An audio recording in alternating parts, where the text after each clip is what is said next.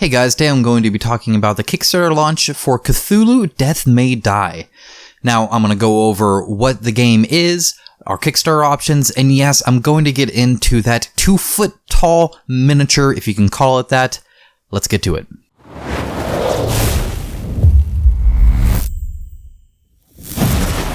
Alright, so first things first. Watch the trailer for this Kickstarter, and props to CMON for putting a good trailer. You should actually watch it. It's not a waste of your time. It's not just a whole bunch of garbage. You actually get to see a little bit of how the game plays. It kind of explains the setting, the different scenarios, but it's quick, concise, gives you enough info to where you can kind of see if maybe you're interested in this or not, which is exactly what a trailer should do and what every video at the top of a Kickstarter page for a board game should be.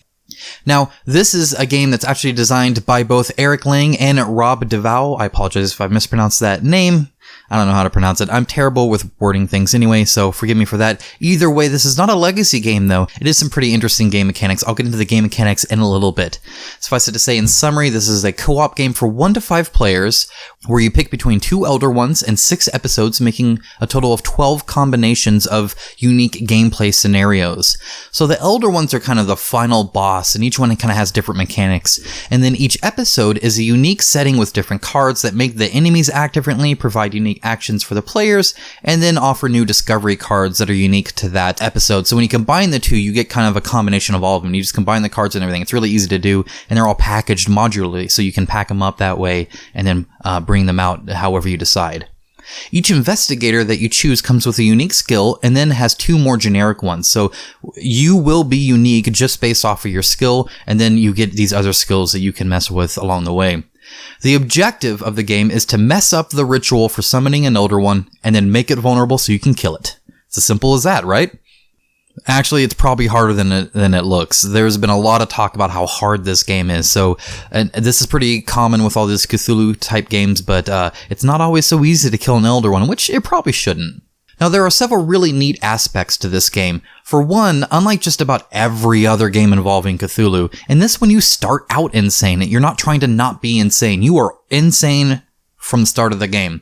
The difference here is you have to kind of have your push your luck mechanic where you can get closer to losing your mind, but that triggers special effects, possibly hurting your teammates as well, so you kind of have to watch for that. Each insanity works differently, and the ones that they have shown, such as Pyromania and OCD, are actually pretty interesting. And then the discovery cards are also really cool, as they provide you with a range of things, such as items or even companions, but can also hold negative effects as well. And additionally, you have to either make a choice or pass a challenge, and that determines what you get. Okay, so that's summary of the game. Now you kind of know what you're getting into. Let's get into the actual Kickstarter information. For $100, you get tons of tokens, cards, custom dice. Yes, none of that plain dice garbage. Cool custom dice right out of the box. 46 minis, many of them quite large, and tons of tentacles, as one would expect. Now, at the time of recording, they have unlocked an additional 12 Kickstarter exclusive investigators and cultists, but there's no word yet on additional Elder Ones or episodes. I assume there might be some free ones, but others will probably be add-ons. Note that this is also another shorter Kickstarter, with only 12 weeks that it's going to be live, so just 14 days. Afterwards, it's going to be off the Kickstarter. You might be able to get into a late pledge, but either way, you're going to want to look at this now. Shipping for the game plus the Kickstarter exclusives, except for a subject I will talk about shortly, is estimated for July of 2019. Pledge tiers are simple, with only the basic $100 pledge for the game and all stretch goals, and, well, let's talk about the second option for a bit.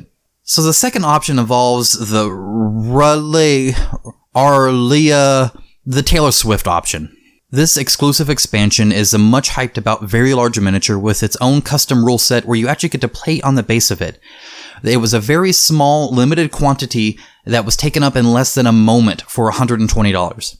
9 more times it came back for only around 100 backers each time, with an extra $5 charge and the estimated delivery pushed back a month. Eventually, it settled at $150 extra with the delivery of April 2020. Suffice it to say, there was quite a bit of backlash against this practice, and I don't wish to get into the details of early birds or limited quantities or continually adding tiers, except for this summary statement. A single, small action could have prevented the toxicity that will now continue to be in this Kickstarter comment section, Board Game Geek, and other industry sites, and brought up any time the large miniature is mentioned. That action is to communicate. If it had only been announced that early shipments of the miniature would be very limited and cheaper because of production costs for long-term mold integrity, then it wouldn't be an issue. People would still complain, they always do when they don't get a deal or miss out on something, but the toxicity and internet mob mentality would never materialize, and instead people would be able to focus on how cool it is to play on the base of a giant miniature. A first in the board game industry, as far as I know, making this miniature the largest 3D board game I can think of. Simple communication and transparency is key. We're all big here, we can handle it, just let us know. But what is done, and as always, there is room for improvement. Right now, as a potential backer, your options are to back at the $100 tier for the game, plus all stretch goals, or to pay another $150 for the 57cm, yes, that's almost 2 feet tall miniature with its own unique gameplay. I apologize that this video is coming out so much later. I was at work and therefore unable to review what was on offer and film this and then publish it, and also I missed out on the early offerings for that giant mini, meaning that I won't be able to paint it for you guys in time for when you also get your copy. As always, Cool Mini or Not goes really heavy into their Kickstarters, so a lot will change over the next 14 days. If enough does to warrant another video, I'll be sure to produce another one. Let me know what you think about this Kickstarter in the comments below, whether you're excited about the game, what you think about their tier strategy here, anything and everything. I'd love to discuss it with you in the comments below. Like the video if you found it helpful, and subscribe to see updates and additional board game and miniature content. As always, thank you to all of my patrons, thank you for watching, and I'll talk to you soon.